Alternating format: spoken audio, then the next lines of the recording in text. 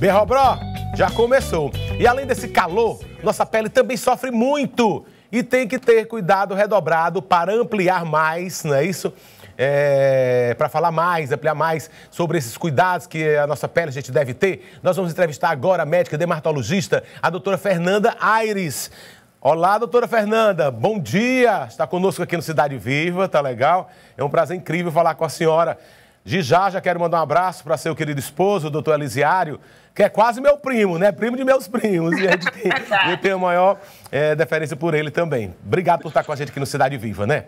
Bem, o nosso clima todo ano tem uma mudança brusca nessa época, né? Onde a temperatura fica muito elevada, a umidade do ar também muda bastante e tudo prejudica, né? E a pele não poderia estar de fora dessa área do nosso corpo que é bastante prejudicada, já que ela está mais exposta, né? O órgão do nosso corpo que está exposto aí a toda essa radiação solar, raios ultravioletas e tudo mais. Temos que ter cuidado redobrado nessa época, doutora? Sim, bom dia, né? Eu que agradeço o convite. Realmente essa época tem dois fatores que influenciam bastante na nossa pele. Tanto o calor, a temperatura que se eleva bastante, então tem que redobrar o cuidado, principalmente em relação à proteção solar, em relação a queimaduras e também pensar um pouco no futuro, porque a exposição crônica também vai acarretar sérios problemas na pele. E como a questão do ressecamento. Nesse período o clima fica mais seco, então as pessoas naturalmente eles vão sentir a pele mais seca, que aí facilita irritações, facilita dermatites. Nesse período, então, que a gente as mãos mais frequentemente, então isso termina facilitando também a piora desse ressecamento, juntando com o clima, pode trazer várias consequências. Então a hidratação também é fundamental nesse período. E a questão de banho, banhar demais, tira a oleosidade da pele, tira a proteção? Quantos banhos a pessoa deve ter por dia? Ou então se banhar só com água, ensaboar suas partes íntimas, algumas partes, ou não pode passar sabão no corpo todo? Como é que a pessoa deve proceder também em relação ao banho?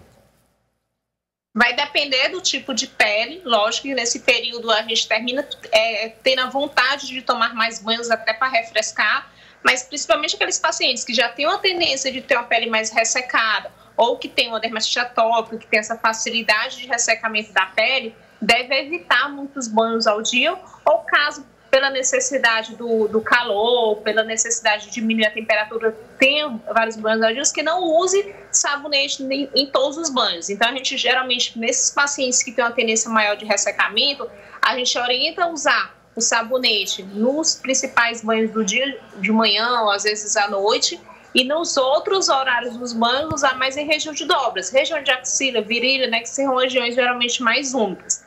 E sair do banho, passar hidratante. A pele úmida, que na hora que você sai do banho está úmida, ela absorve melhor hidratante e termina hidratando mais. O outro fator em relação ao banho é a temperatura da água. Quanto mais quente a água estiver, mais provoca a questão do ressecamento. Então, se mesmo aquelas pessoas que naturalmente não têm nenhuma deficiência, não têm a pele muito seca, elas terminam sofrendo mais nesse período, e se não tiver esses cuidados em relação à temperatura e à frequência de banhos. Alguns tipos de sabonete, aqueles sabonetes mais abrasivos, digamos assim, ou antissépticos, que chamam antissépticos, eles também podem danificar a hidratação da pele, a barreira cutânea, e trazer ressecamento, dermatites, facilita a absorção, às vezes, de substâncias químicas, então termina trazendo outros tipos de dermatites nessa região, que às vezes apresenta como sintoma coceira, feridas na pele, que pode infeccionar, formar bolhas, né? Pode aí, uma coisa vai levando a outra. A ingestão de água ajuda a hidratar o corpo? Ajuda também aí no bom funcionamento da pele? Sim, a ingestão de água ela vai servir para todos os órgãos, né, do nosso corpo, e a pele não fica de fora. Então a ingestão nesse período deve ser intensificada, porque a hidratação ela vai se manifestar em região de mucosa, região de boca, região de língua, na pele como um todo. Então a hidratação é fundamental para o nosso organismo. A pele termina manifestando quando a hidratação não está tão legal, né? Então termina realmente transparecendo. A gente pode observar o grau de hidratação através de mucosas da pele. Doutora, a minha geração, 80, começo dos anos 90, onde todos nós íamos para o sol. E a gente botava alguma coisa alternativa, botava sal na água para pegar aquele bronzeado do mar e tudo mais, botava corante, refrigerante na pele. Coca-Cola, Coca-Cola, impressionante tanto porqueiro que a gente colocava na pele. Mas eu tenho a impressão que na época de 80, 90, dava pra gente pegar um solzão legal, né? Dava pra gente pegar um bronze bom. Hoje em dia, já fiz esse teste, fui fazer a mesma história, não dá. Ela queima, ela resseca. O tempo hoje em dia está mais agressivo. Até na nossa respiração, arde o nariz. Exatamente. É porque a camada de ozônio, com o passar dos anos, ela vem diminuindo. Então, a quantidade de raios solares que chega à superfície terrestre é mais intensa. Então, por isso que a gente observa, às vezes, todo o fenômeno que ocorre no planeta Terra em relação ao derretimento, às vezes, de geleiras, ao aquecimento global. Isso é porque está chegando mais radiação solar realmente à Terra. E aí, com esse aumento, com essa incidência de radiação solar, a pele também sofre. Então, ninguém aguenta ficar muito tempo realmente exposto ao sol. Outro fator também é o conhecimento. Antigamente não existia muito essa cultura de uso de protetor solar, de uso de sombrinhas. Hoje em dia, para onde a gente vai, a gente vê várias pessoas andando de sombrinha na rua, se protegendo em relação ao sol. Então, tem tanta questão do conhecimento, porque realmente não aguenta o calor, a temperatura, quanto o conhecimento do risco que o sol traz à pele, principalmente quando a gente fala de câncer de pele. Então, isso é um cuidado realmente essencial, que tende a ser melhorado ainda mais o hábito, não ainda está 100%, não está ok, mas que a gente já vê essa mudança, sim, em relação a alguns anos atrás. Agora, quem precisa tomar sol diariamente em relação a quem tem deficiência de vitamina D, que o sol é um aliado muito importante, que horas que a pessoa agora pode tomar? Porque antigamente era para tomar quase sol a pino, né? Para ter a vitamina D, pegar determinados minutos ali, de um sol de meio-dia, um sol tudo mais. Mas agora está tão quente, será que o sol das 10 já resolve para a gente absorver essa vitamina D? Porque geralmente a gente termina indicando a absorção de vitamina D ou os horários que tem maior incidência solar, para poder provocar essa questão da absorção. Mas quando a gente fala em regiões tropicais, quando a gente fala de Teresina, eu termino preconizando mesmo antes das 10 horas, porque a gente vê que aqui a incidência solar é tão grande que se você começar a pegar só 8 horas da manhã, aqueles 10 minutinhos, faz até bem. Realmente eu sempre aconselho evitar aqueles horários de pico, entre 10 horas até as 16 horas, justamente porque tem até uma chance maior de insolações, de queimaduras e desenvolvimento de câncer de pele.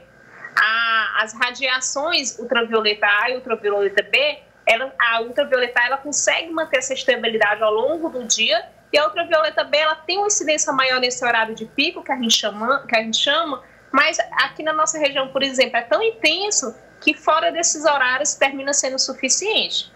Doutor, em relação ao vestuário, né? Porque o indicado é você colocar uma camiseta, roupinhas leves, transparente, né? Andar bem ventilado e tudo mais. Mas já tem gente que anda de jaqueta para proteger mesmo do sol, a pina pesada, do calorzão, de que ficar suado e tudo mais. Camisas longas para cobrir então os braços, né? Já vi pessoas até com algumas luvas e tudo mais. O que é mais interessante? É você andar bem fresquinho e ter mais exposição ao sol, ou ficar bem todo empacotado e se proteger dos raios solares? Existe o que a gente chama de proteção física, né? Que é o que os vestimentos eles provocam. Jaqueta, blusas de algodão. Quando a gente pensa em questão de hidratação, de ressecamento, o ideal é usar roupas leves para não haver uma perda maior de hidratação, uma perda maior de água do organismo para o ambiente externo. Quando a gente fala em relação à proteção solar, o ideal realmente é usar camisas cobertas para poder você evitar que a radiação solar chegue na sua pele. Hoje em dia existem tecidos que são leves, que não permitem essa perda de água do organismo e ao mesmo tempo protegem do sol, que são tecidos que têm a proteção solar já no próprio tecido. Então não provoca esse calor, esse suor excessivo e ao mesmo tempo vai estar protegendo do sol. Que a gente vê muito quem trabalha exposto ao sol, usando luvas, usando aquelas mangas, né, que tem um tecido especial para isso. Quem trabalha com entrega, motoboy, quem trabalha às vezes ambulante, que fica muito tempo exposto ao sol, a gente recomenda utilizar esse tipo de vestimenta, porque não vai gerar um calor maior e ao mesmo tempo vai estar protegendo em relação ao sol. Doutora Fernanda Aires, muitíssimo obrigado pela sua participação aqui no Cidade Viva. sempre bem-vinda. Esclarecimento aí nunca é pouco, porque as pessoas têm que sempre tomar aí muitos cuidados, atitude, ficar sempre ligado, achando que aquele solzinho vem ali não pode prejudicar, mas prejudica sim. Queima bastante até. Valeu. E só um rapidinho, porque tem que saber por conta do tempo, mas as máquinas de bronzeamento, todo mundo na fita, todo mundo colocando aqueles produtos, aquilo ali está prejudicando também a pele, ou aqueles produtos aí pelo menos ameniza? Sim, aquela ali, toda técnica de bronzeamento que utiliza radiação solar, seja a radiação solar natural, que é as técnicas de fitas, seja a radiação artificial, que seria aquelas cabines de bronzeamento, a gente não indica porque realmente tem chances tanto de queimaduras como desenvolvimento de câncer de pele. O único tipo de bronze que a gente recomenda é aqueles de autobronzeadores que não exigem a radiação solar e aqueles jata bronze que na verdade utilizam pigmentos para fazer como se fosse uma maquiagem. E esses realmente não são prejudiciais à pele. Mas cabine de bronzeamento, a fita, todos esses a gente realmente não recomenda.